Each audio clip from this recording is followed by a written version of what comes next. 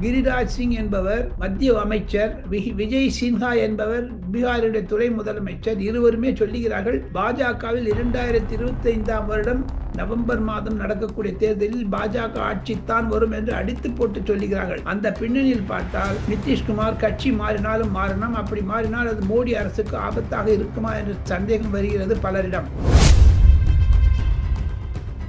வாக்காளர் பட்டியல் குளறுபடிகள், இனாமாக கொடுக்க வேண்டியது பட்டியலில் குளறுபடிகள், ஆக மொத்தம் அரவிந்த் கெஜ்ரிவாலே ஒரு குளறுபடியின் மன்னராக இருக்கிறாரே தவிர அவர் ஊழலில் சிக்கியவர் மாதிரி வெளியில் தோற்றத்தை காண்பிக்காமல் தனக்குத்தானே அனைத்து ஏகாதிபத்திய போக்கைத்தான் கடைபிடிக்கிறார். கண்டிப்பாக அவர் தோல்வி அடைவார் என்பதுதான்.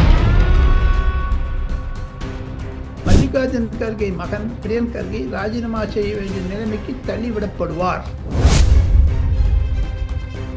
ஜனவரி மாதம் இறுதிக்குள் 25ஆம் தேதிக்குள் பாஜகவுடைய புதிய தலைவர் தேர்ந்தெடுக்கப்பட இருக்கிறார். அதற்கு பிறகு தமிழ்நாட்டில் புதியதாக தலைவரை நியமிப்பாரா அல்லது அண்ணாமலை தொடர்வாரா என்பது புதிய தலைவரை பொறுத்துதான் இருக்கிறது. ரேவந்த் ரெட்டி என்பவர் கண்டிப்பாக கட்டட தொழிலாளராக இருந்து, ரியல் எஸ்டேட் புரோக்கராக இருந்து, ரியல் எஸ்டேட் கன்சல்டன்டாக இருந்து, ரியல் எஸ்டேட்லேயே பழக்கப்பட்டவர். வீடு விற்கிறது, வாங்குவது, புரியுது. அதனால்தான் அந்த அலி அர்ஜுனாவுடைய வீடு மேலே கண் வைத்திருக்கிறார்கள் என்றெல்லாம் பொதுமக்களிடையே பேசப்படுகிறது. ரேவந்த் ரெட்டி ஒரு நாள் அல்லது ஒரு நாள் கண்டிப்பாக ராஜினாமா செய்ய வேண்டிய நிலைமைக்கு தள்ளாடப்படுவார். இதுதான் யதார்த்தம். பிரதமர் நரேந்திர மோடி ஏப்ரல் மாதம் ஸ்ரீலங்கா செல்ல இருக்கிறார். அப்பொழுது திசநாயகாவுடன் பேசி கச்சத்தீவை 55 வருடத்திற்கு லீஸாக எடுக்கலாமா என்றெல்லாம் திரைமறைவில்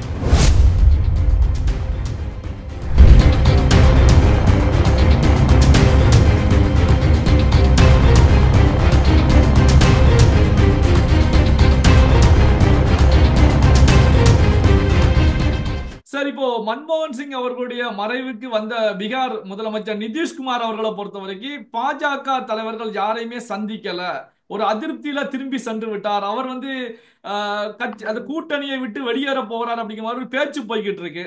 இதோட உண்மை தன்மை என்ன சார்? என்ன நடந்தது? பொய் பொய் பொய் பொய். அது மாதிரி மாற மாட்டார் என்பதுதான் பலருடைய எண்ணங்கள். இருப்பினும் கிரிராஜ் சிங் என்பவர் மத்திய அமைச்சர், விஜய் சின்ஹா என்பவர் பீகாருடைய துணை முதலமைச்சர். இருவருமே சொல்லுகிறார்கள், பாஜகவில் 2025ஆம் வருடம் நவம்பர் மாதம் நடக்கக்கூடிய தேர்தலில் பாஜக ஆட்சித்தான் வரும் என்று அடித்து போட்டு சொல்லுகிறார்கள். அந்த பின்னணியில் பார்த்தால் நிதிஷ்குமார் கட்சி மாறினாலும் மாறணும், அப்படி மாறினால் அது மோடி அரசுக்கு ஆபத்தாக இருக்குமா என்று சந்தேகம் வருகிறது பலரிடம். இருப்பினும் நரேந்திர மோடி அவர்கள் அமித்ஷா மூலமாக அந்த 17 எம்பிகளுக்கு உண்டான நிதிஷ்குமாருக்கு இருக்கக்கூடிய எம்பிக்களை உடைப்பாரா அல்லது அங்கு இருக்கக்கூடிய எம்பிக்களுக்கு சரிசமமாக உத்தவ் தாக்கரே மற்றும் நேஷனல் காங்கிரஸ் ஆஃப் சரத்பவார் இவரும் உதவி செய்வார்கள் தெரியவில்லை. அரசியல் சூழ்நிலை கண்டிப்பாக மாறுதல் வர இருக்கிறது. சிவா, நிதிஷ்குமார் எங்கேயுமே போக மாட்டாங்க. அவர் அடிமையாக இருக்கிற காரணம் அங்கே போராட்டங்கள் அதிகமாகிவிட்டது. பிரசாந்த் கிஷோர் பாண்டே என்பவர் தலைமையில் மாபெரும் அந்த எக்ஸாமினேஷன் பேப்பர் லீக் ஆனதுல ரொம்பவே அவங்க இன்னல்கள் இருக்கிறது. அங்கு குறைந்தது 10,000 மாணவர்கள் கைது செய்யப்பட இருக்கிறார்கள். இன்னும் ஓரிரு தினங்களில் அங்கு ஒரு மாணவ புரட்சி வந்தால் அதன் மூலமாக பிரசாந்த் கிஷோர் லாலு யாதவுக்கும் நரேந்திர மோடிக்கும் இடையே இருந்து உதவி செய்வாரோ என்று. இது லாலு பிரசாத் யாதவுக்கு சரியான ஒரு ஒரு ஒரு சவுக்கடியாகத்தான் நான் பார்க்கிறேன் பிரசாந்த் கிஷோருடைய கட்சி. சார், இப்போ டெல்லியில வரக்கூடிய ஆண்டு பிப்ரவரி மாதம் சட்டமன்ற தேர்தல் நடைபெற இருக்கிறது. இப்படியான சூழ்நிலையில் தான் டெம்பரரி சீஃப் மினிஸ்டர் அப்படிங்கிற வார்த்தையை அரவிந்த் கெஜ்ரிவால் அவர்கள் ஆதிஷி நோக்கி தெரிவிச்சிருக்காங்க. இதற்கு டெல்லி ஆளுநர் சக்சேனா அவர்களும் அதிருப்தியா தெரிவிச்சிருக்காங்க. இதை எப்படி சார் பாக்குறீங்க? கண்டிப்பாக அது ஜனாதிபதி திரௌபதி முர்முவினால் நியமிக்கப்பட்ட அதிஷியை ஏளனப்படுத்தக்கூடாது என்பதுதான் எல்ஜியினுடைய கருத்து, லெப்டினன்ட் கவர்னர் செக்சானுடைய கருத்து என்று தான் நான் பார்க்கிறேன் சிவா. இருப்பினும் அதிஷி தனக்கு எப்படி ஜானகி ராமச்சந்திரன் மாதிரியே செயல்படுகிறாரோ, காரணம் அவருக்கு பதவி கிடையாது, பவர் கிடையாது, அதிகாரம் கிடையாது, எல்லாமே அரவிந்த் கெஜ்ரிவால் கையில் தான் இருக்கிறது. இது ஒரு நூதனமான திருப்பமாக இருக்கிறது டெல்லி அரசியலில். எது இருப்பினும் பிப்ரவரி 15 டெல்லி சட்டசபைக்கு தேர்தல் நடந்தாலும் அதற்குள் கண்டிப்பாக அதிஷி தொடர மாட்டார் என்பதுதான் டெல்லியில் இருக்கக்கூடிய செய்திகள் உலாவுகின்றன. சார், இப்ப அரவிந்த் கெஜ்ரிவால் அவர்களை பொறுத்த வரைக்கும் பல்வேறு இலவச அறிவிப்புகளை இப்பவே வெளியிட தொடங்கிட்டாங்க. அதாவது அஹ், மகளிர்களுக்கு வந்து தகுதி உள்ள மகளிர்களுக்கு உரிமை தொகை 2100 ரூபாய், 60 வயதை கடந்தவர்களுக்கு இலவச மருத்துவ உதவி அப்படின்னு சொல்லி அறிவிப்புகளை வெளியிட்டதோட மட்டுமல்லாமல் அப்ளிகேஷன் எல்லாம் கொடுத்து விண்ணப்பங்களை பூர்த்தி செய்து வாங்கக்கூடிய வேலையிலும் ஈடுபட்டு இருக்காங்க. இது குறித்து எதிர்க்கட்சிகள் குற்றச்சாட்டுகளை முன்வைத்திருக்கிறது. இதை எப்படி சார் பாக்குறீங்க? டெல்லியில் இருக்கக்கூடிய கலைவரம் என்ன என்று கேட்டால் சிவா, அங்கு இருக்க வாக்காளர்கள் பட்டியலில் பல மாறுதல்களை கொண்டு வந்தார் நம்ம அரவிந்த் கெஜ்ரிவால்.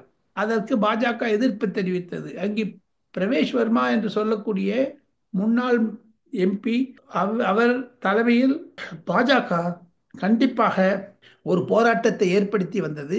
வாக்காளர் பட்டியல் குளறுபடிகள், இனாமாக கொடுக்க வேண்டியது பட்டியலில் குளறுபடிகள், ஆக மொத்தம் அரவிந்த் கெஜ்ரிவாலே ஒரு குளறுபடியின் மன்னராக இருக்கிறாரே தவிர அவர் ஊழலில் சிக்கியவர் மாதிரி வெளியில் தோற்றத்தை காண்பிக்காமல் தனக்குத்தானே அனைத்து ஏகாதிபத்திய போக்கைத்தான் கடைபிடிக்கிறார்.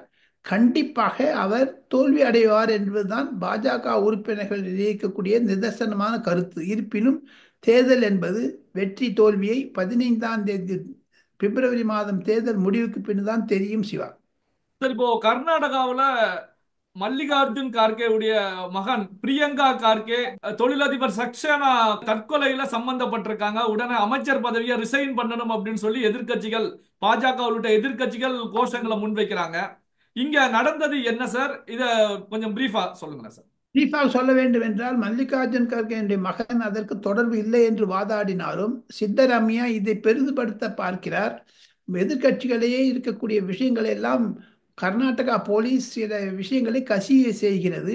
சக்சேனாவினுடைய தற்கொலை என்பது கண்டிப்பாக அவர் செய்த உரையாடல்கள் 3-4 நாட்களுக்கு முன்பதாக சக்சேனாவும் மல்லிகார்ஜுன் மகன் பிரியங்க் கர்கேக்கு உதவியாளரும் செய்த ஒரு நேரடி பேச்சுவார்த்தையில் சில தகவல்கள் சிக்கியிருப்பதாக நான் கேள்விப்படுகிறேன். எது இருப்பினும் கர்நாடகா பாரதிய ஜனதா கட்சி இதை லட்டு மாதிரி எடுத்துக்கொண்டு இந்த சம்பவத்தை நழுவ விடமாட்டார்கள். பிரியங்க் கர்கே அதிகமாக பேசுபவர், சனாதன தர்மத்தை எதிர்ப்பவர், உதயநிதிக்கு கீழே அருகே இருப்பவர் என்றெல்லாம் சொல்லுகிறார்கள் சனாதனத்தை எதிர்ப்பதில். அதற்காகத்தான் பாரதிய ஜனதா கட்சி சனாதனத்தை எதிர்க்கிற என்ற ஒரு போர்வையில் இந்த பிரச்சனையை பெரிதுபடுத்துகிறார்கள். அது அரசியல் பிரச்சனையாகத்தான் இருக்கும் என்று நான் கருதுகிறேன் சிவா.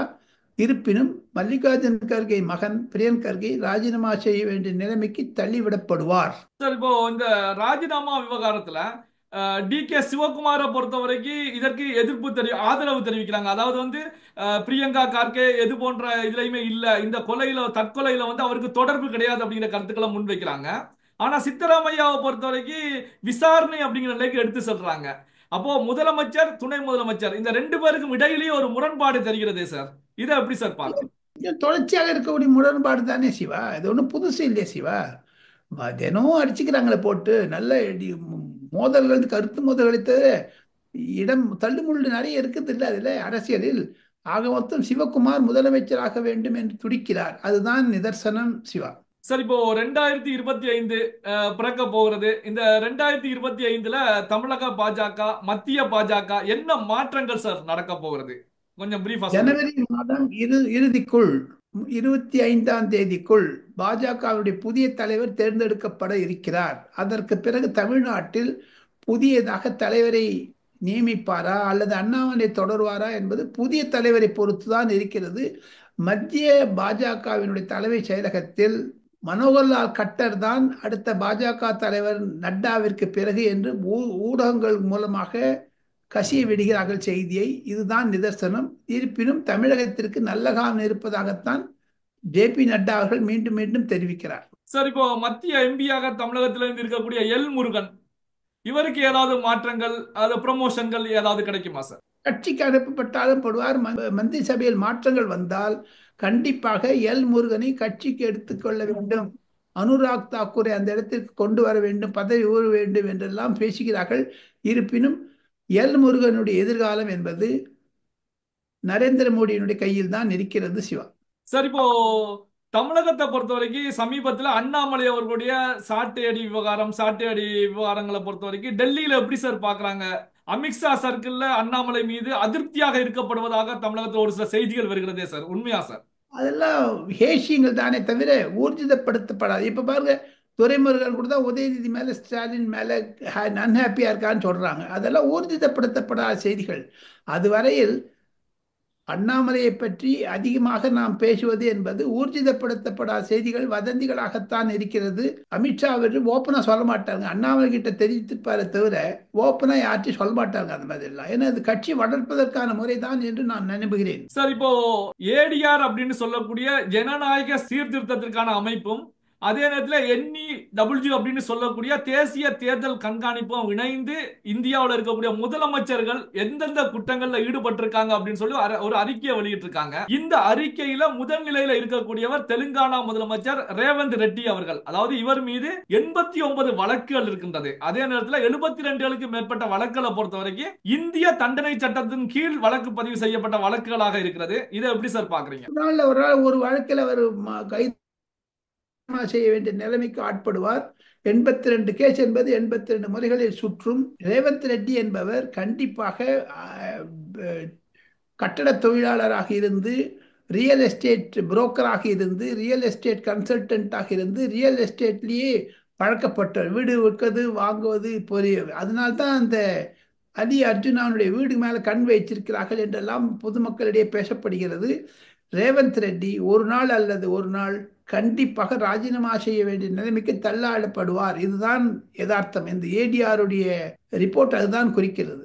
சார் இப்போ ரேவந்த் ரெட்டிக்கு அடுத்த நிலையில இருக்கக்கூடிய முதலமைச்சர் தமிழக முதலமைச்சர் மு.க. ஸ்டாலின் அவர்கள். இவர் மீது 47 வழக்குகள் இருப்பதாக தெரிவிக்கப்பட்டிருக்கு. இதுல 11 வழக்குகள் இந்திய தண்டனை சட்டத்தின் கீழ் பதியப்பட்ட வழக்குகள். இதை எப்படி சார் பாக்குறது? கண்டிப்பாக முதலமைச்சர் அதற்கான ஆயத்தங்களை வழக்கறிஞர்கள் மூலமாக போராடுவதற்காகவும் அந்தந்த சட்டமன்றத்தில் சுப்ரீம் கோர்ட்லேயே ஒரு கேஸ் நிலுவையில் இருக்கிறது. சைதை துரைசாமி அவர்கள் வாக்குப்பதிவு எண்ணிக்கை பற்றி பேசுவதற்கு, அதை அவர்கள் எடுத்துக்கொண்டாலே போரும், திமுகவிற்கு ஒரு கதி கலங்கும். இருப்பினும் இது சட்ட ரீதியில் இருப்பதனால் அது பற்றி நாம் சப்ஜிடிஸாக இருப்போம், பேசுவது தவறு, அது பற்றி கருத்து தெரிவிப்பதும் தவறு.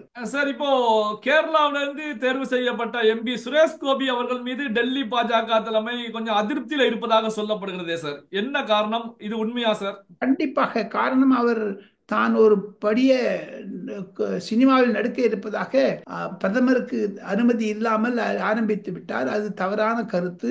பிரதமருடைய அனுமதி தேவை. காரணம், அது அவர் எம்பியாக சம்பளம் எடுத்துக்கொண்டாலும் ஆஃபீஸ் ஆஃப் ப்ராஃபிட்டில், எப்படி சோனியா காந்திக்கு national advisory council office of ப்ராஃபிட்டாக இருந்து ராஜினாமா செய்தார்களோ, இல்லை என்றால் பதவி இறக்கம் செய்யப்படுவார்கள். அது மாதிரி யூனியன் மினிஸ்டராக இருந்து கொண்டு அவர் சினிமாவில் பண்றார். இரட்டை சம்பளம் என்ற ஒரு ரீதியில் அவர் தற்காலிகமாக சஸ்பெண்ட் செய்யப்பட்டாலும் ஆச்சரியப்படுவதற்கில்லை. இருப்பினும் கோபி அவர்கள் நரேந்திர மோடியினுடைய அவநம்பிக்கைக்கு பாத்திரமாகி விட்டாரோ என்ற சந்தேகம் கூட வர ஆரம்பித்து விட்டது. டெல்லியில் அவர் ராஜினாமா செய்தாலும் செய்யலாம். சார் எப்பவுமே நம்முடைய ரியல் ஒன் வாசகர்களுக்கு கடைசியில ஒரு டிப்ஸ் கொடுப்பீங்க, அந்த அப்டேட்டுக்காகவே எல்லாரும் காத்துக்கிட்டு இருப்பாங்க. இப்போ 2025 வரை பிறக்க போகிறது. இப்படியான சூழ்நிலையில நீங்க இந்த ஆண்டு 2024ல கடைசியாக நம்முடைய வாசகர்களுக்கு 2024ல இறுதியில கொடுக்கக்கூடிய அப்டேட் என்ன சார்? அது 2025 அவனுடைய முதல் ஸ்கூப்பாக கூட இருக்கலாம். பிரதமர் நரேந்திர மோடி ஏப்ரல் மாதம் ஸ்ரீலங்கா செல்ல இருக்கிறார். அப்பொழுது டிசநாயகாவுடன் பேசி கச்சத்தீவை 55 வருடத்திற்கு லீஸாக எடுக்கலாமா என்றெல்லாம் திரைமறைவில் பேச்சுகள் நடந்து கொண்டு வருகின்றன. சிவா, டிசநாயகா அவர்கள் டெல்லி வந்திருந்த பொழுது சுகமாக இருந்தது. அவர் அமித்ஷாவை பார்த்தார், ராஜ்நாத் சிங்கை பார்த்தார், நிர்மலா சீதாராமனை பார்த்தார், அயல்வர்த்துறை அமைச்சர் ஜெய்சங்கரை பார்த்தார், தேசிய பாதுகாப்பு ஆலோசகர் அஜித் தோவலை பார்த்தார். இந்த பின்னணியில் பார்த்ததில் கண்டிப்பாக இந்தியாவிற்கு இலக்கமாக இருக்கிறார், சைனாவிற்கு எதிராக இருக்கிறார் என்ற நிலைப்பாடுதான்.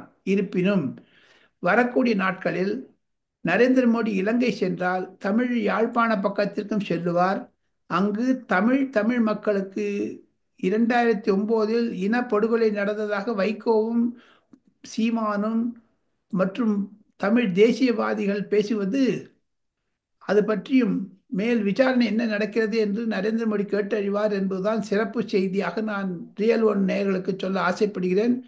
புத்தாண்டு வாழ்த்துக்கள். வாழ்க தமிழ்நாடு, வளர்க சிவா, வளர்க ரியல் ஒன். பல்வேறு முக்கியமான தகவல்களை நம்முடைய ரியல் ஒன் வாய்ஸ் நேயர்களோடு பகிர்ந்து கொண்டதற்கு ரொம்ப நன்றி சார்.